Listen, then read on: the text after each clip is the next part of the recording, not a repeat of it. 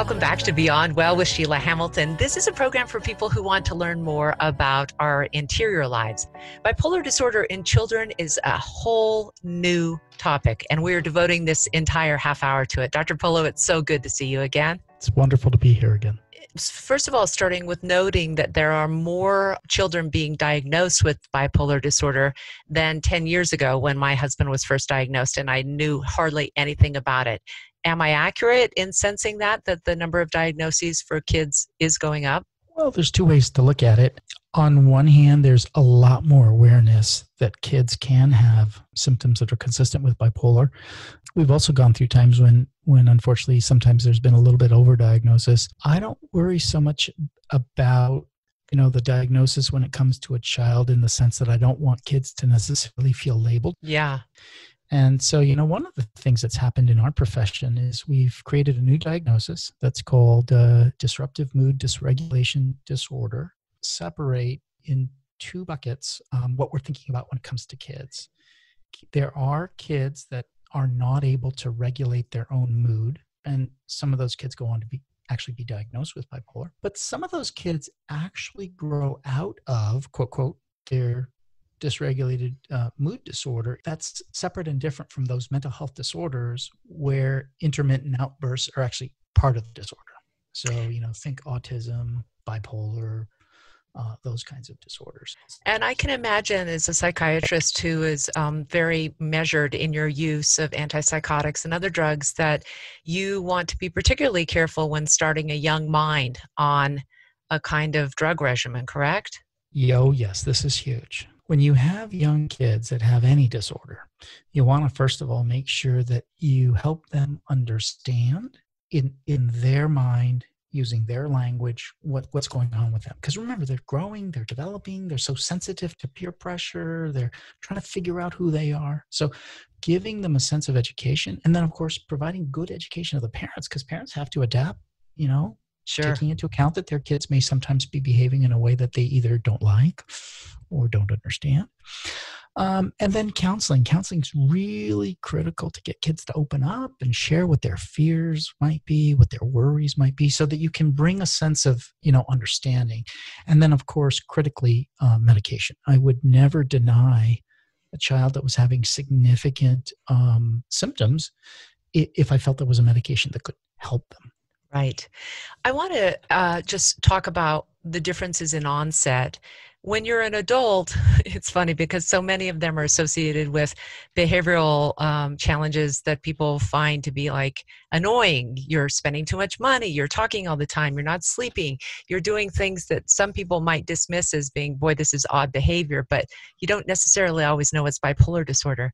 So what are some of those similar things that you see in the onset in children where parents are like, what is going on here? What is happening with my kid? Yeah, super, super important to clarify this. So first of all, remember that average age of diagnosis is about 25. Most people that have bipolar, you can look back from diagnosis and say, well, their symptoms really kind of started about age 15, 16, 17, and they kind of develop over time. It's much easier once you've made the diagnosis to look back and say, oh, now this makes sense. Oh, now that makes sense. Okay. Right. Now, when it comes to kids, there's no question that some kids do develop symptoms earlier than that later teenage type window. In the adult setting, we think of bipolar in simple terms of basically highs and lows, periods of mania and, too much kind of going on in the mind and too much energy, and then lows, depressed, lack of energy. Now, for kids, they don't often have distinctive highs and lows. What they really have is they have a lot of irritability. They have difficulties with focus. They have difficulties with attention. And of course, that can be both part of a high and a low. Yeah. They have sometimes happiness or silliness that seems out of proportion. They get upset and irritable, oftentimes in a way that's out of proportion. They can have difficulties, obviously, with overt depression, feeling sad, blue. They certainly can have challenges with, too much energy or too little energy. But the problem is many of those symptoms that I've highlighted are also found in ADHD. I was just going to ask anxiety. about that, like how often that is Yeah. And misdiagnosed. Yeah. yeah, and it's important to remember that even with bipolar disorder, you can have those conditions as well. And so it's very difficult. You want to tease out, first of all, what are the actual symptoms that are problematic for the child, and Yeah. how do we help those symptoms before you ever get too bent out of shape about the diagnosis? I mean, if I have a child that, for example, is struggling with attention, I want to help them with their attention. The other thing in kids that you look for is when they're having these challenges, it's not just with the parents, it's with teachers, it's with their own friends. Mm. They have difficulty with relationships across the spectrum. So it's not just with parents. When parents come and tell me, that their kids has all these symptoms and they're convinced, that the child has a disorder, bipolar is one of the things that parents will sometimes ask about. But then they tell me, oh, he's great in school. Teacher loves him, well attentive, he's doing well, his grades are up. But, at home, that's usually a focused area where we need to kind of spend a little time thinking about, well, what's going on in the family? Oh, Okay. interesting. Yeah. Yeah. So So let me, remember, and that's true for adults too. When you have bipolar disorder, you can't modulate those symptoms and control them from one group to another. yeah. So I want to ask because oftentimes bipolar disorder could show up as ADHD type symptoms. So Ritalin is one of those drugs that's used often for kids with ADHD, but that would, with a person with bipolar disorder, cause the mania to go out of control. So is that And part of what you do as you're yes, watching? Okay, yeah. yes, Oh, how interesting. yeah, it's very interesting. It's a super important thing that child psychiatrists have to always be thinking about, because remember that medications treat certain symptoms. They don't treat a diagnosis. Right. Symptoms can be part of different, diagnoses. And unfortunately, all medications sometimes have side effects. So, the medications that we use to treat ADHD are usually the synthetic amphetamines that focus your attention. They get you to, be a little bit more in the moment to be able to, screen out all the other stuff. But they also create a lot of energy, and they can Yeah. also create being alert. And for people that have bipolar, that can actually kind of push them over into a kind of a mania state. Right. So, when it comes to children, I'm very cautious to, first of all, discriminate the symptoms. I'm very careful to explain to the parents, hey, this is what the medicine can do. These are the potential side effects. And then I start very slow and I go slow. There's no rush. There's no Yeah. need to be rushed to get there. That way, if you do run into a slight problem, you can back away. There's nothing worse than a poor child having a significant side effect that now becomes afraid of any medication you want to give them. Oh, I can only imagine. Yeah. So you were talking earlier about some of the treatment difficulties that arise just simply because of the kid's age. What are those, Dr. Polo? Like what unique things happen because the kid is like 8 to 15 years old? One of the biggest things that I worry about with behavioral challenges that are generally associated with what we would think is a disruptive mood dysregulation disorder is they have a lot of trouble fitting in. Uh, And other kids will, unfortunately, sometimes be cruel. They'll make fun of them or they'll mm, call them names. And so, in addition, with the child struggling with how they feel in terms of their mood or how they feel in terms of getting along, they start to really have a real huge impact on their own sense of self-esteem. mm, And they can feel kind of irrelevant or worthless. They can become hopeless. mm. And so the reason why that becomes important is, unfortunately, people with bipolar and kids that have symptoms of dysregulated mood disorder frequently have suicidal thoughts, and unfortunately they sometimes attempt. Oh my And so goodness. that my biggest concern is, how do I help this individual recognize, hey, look, you're okay, you do Mm. have some problems that we're going to help with, these are medical, but I worry about their sense of self and who they are. Oh, I can only imagine. It must be heartbreaking as a parent, when you're all you want is just your health and happiness for your child. And to receive the news of a diagnosis like this, especially if you're not aware that people can do well on medication, how do you walk the parents through the brokenheartedness of receiving Yeah. this news? I gotta be honest with you and tell you that sometimes this is hard for me, and the reason why is because sometimes I have parents that are just wonderful. Yeah.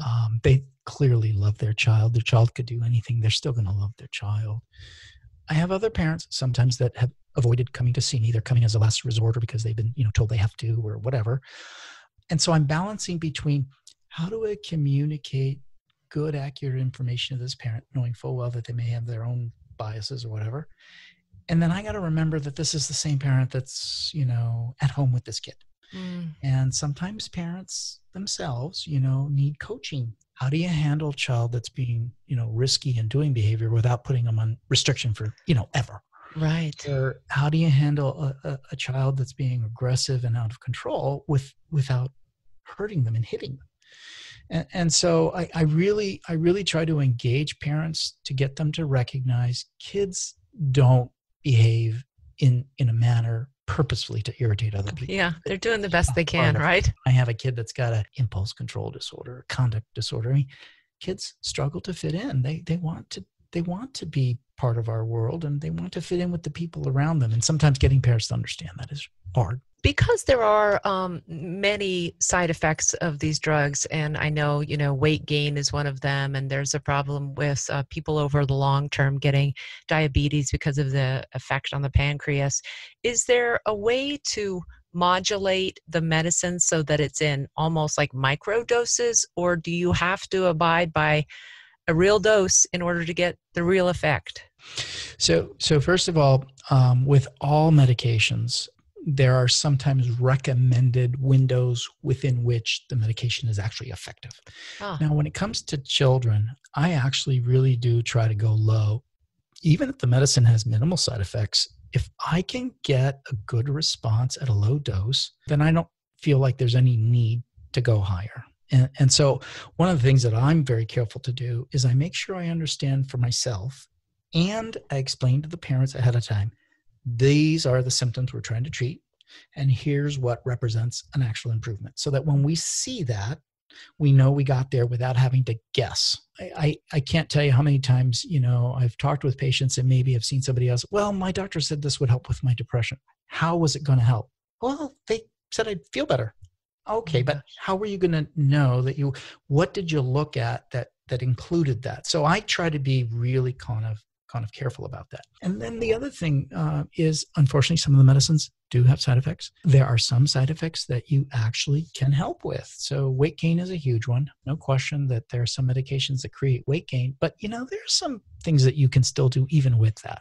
Hmm. First of all, letting people know ahead of time that they have to be mindful that they're at risk for weight gain, that they need to be mindful that they should still be exercising. They need to be mindful they should not, overeat.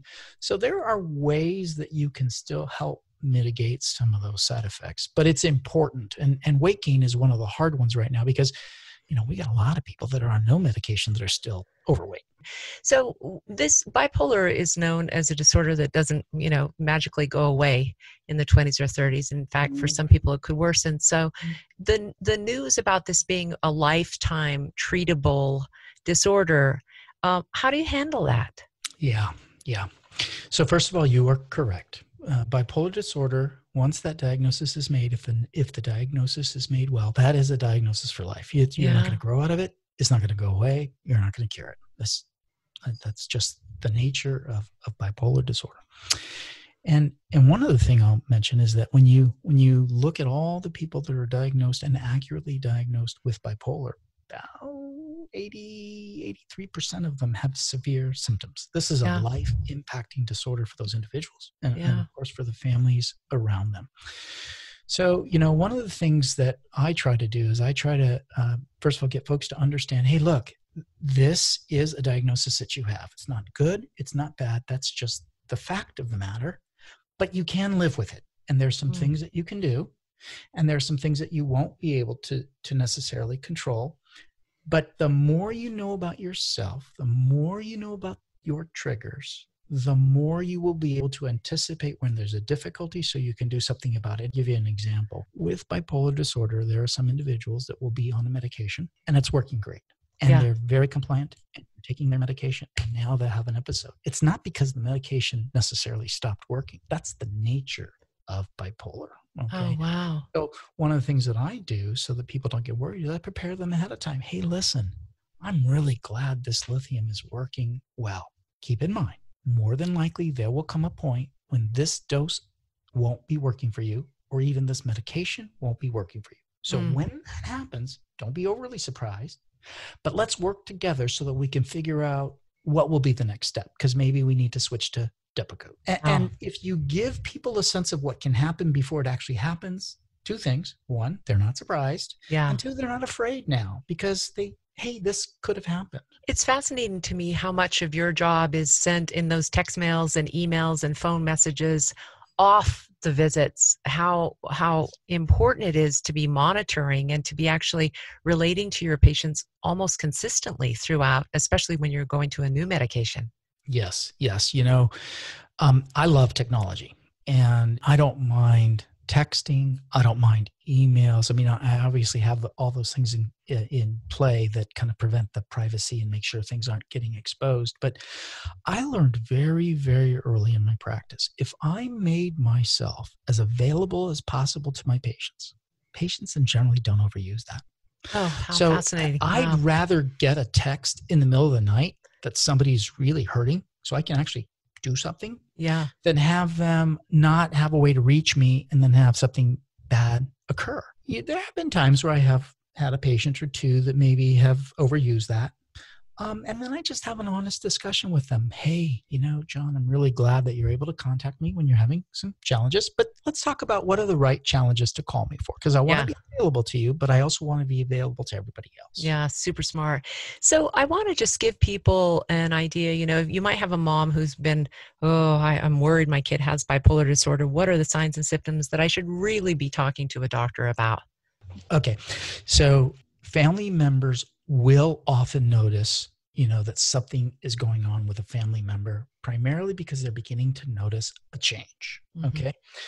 Hey, they used to have no problems with sudden change, or they used to have no problems with having to adapt. But I'm noticing over the past couple of months, every time I say we're going to do something different, my adolescent flies off the handle. Mm, So the first thing that I usually will ask parents is, have you noticed a change from what you thought was kind of, the way your child was right. and now? And what are those changes? Okay. Second, when kids, particularly in adolescence, but also in earlier kids, when their reactions seem out of proportion to what you would expect anybody. Okay. Hmm. So, the kid that flies off the handle because they didn't get a cookie. That's a little bit strange. I mean, Hmm. I often told them no cookies before dinner, but this is like, screaming, yelling, throwing a tantrum, and putting a hole in the wall. That's, out of proportion. So out of proportion. And then the other thing, which I alluded to earlier, is that you're noticing that it's not just with you as a parent, it's with kids. Hey, John used to be a great friend that came over all the time and he doesn't come anymore. And, maybe you find out from the mother, yeah, John really, yeah, it's kind of hard being around your son. He tends to be irritable or whatever. So changes from where they usually have been, out of proportion reactions, and then it's happening in all environments, not just at home. Mm. I suppose that it's happening in all environments would be the one that you should really evaluate if your Yeah. kid is going into adolescence, Yeah. because Yeah. teenagers can fly off the Yeah. handle just because of the hormonal changes, but they often maintain their relationships with their friends as being the South, Yes. right? Yes. So I fascinating. think there's two other points that I would like to highlight because they come into play and they're very important. So first of all, when it comes to bipolar disorder, it looks like about 60 to 80% of cases do indeed appear to be genetic. But more and more of the research is showing that people do sometimes develop bipolar either from significant stressors, particularly those that might lead to PTSD, Mm, significant events for individuals, like a traumatic brain injury or something that actually affects the brain. In addition, we do have evidence that sometimes drug use will, lead to significant mood instability that seems, irretrievable in the sense that it continues. So that's the first thing. Sometimes, so for example, when families come to me and say, well, no one in my family ever had bipolar disorder. I say, well, that doesn't necessarily mean that because you don't have it genetically in your family, that's not what we're dealing with. And then the yeah. reverse. Hey, my grandfather had bipolar, my mother had bipolar, so I think my kid does. Well, maybe not. Okay. And then the other thing to remember is that when it comes to drug use, and this is really important for adolescents, people with bipolar disorder do have a higher risk for abusing alcohol and drugs. Mm-hmm. For one, they tend to be more risky in their behavior, but they also tend to do what's called self-medicate. Sometimes people want to slow themselves down by using substances that will do that for them. So alcohol is a very common substance of abuse. Marijuana is a very common substance of abuse. People with true bipolar, they don't usually abuse methamphetamine. It does not make them feel good. In fact, Yeah, it I've heard puts that. them off the charts. So drug use is something that I'm always wary of and to ask about. Even when you don't think it's going to be there, it's really a mistake to not ask about it. I also just want you to leave us with the advice that you'd have, because there is such a bias against starting young kids on any kind of medication. And you hear many parents being told, oh, you should handle it with exercise and meditation.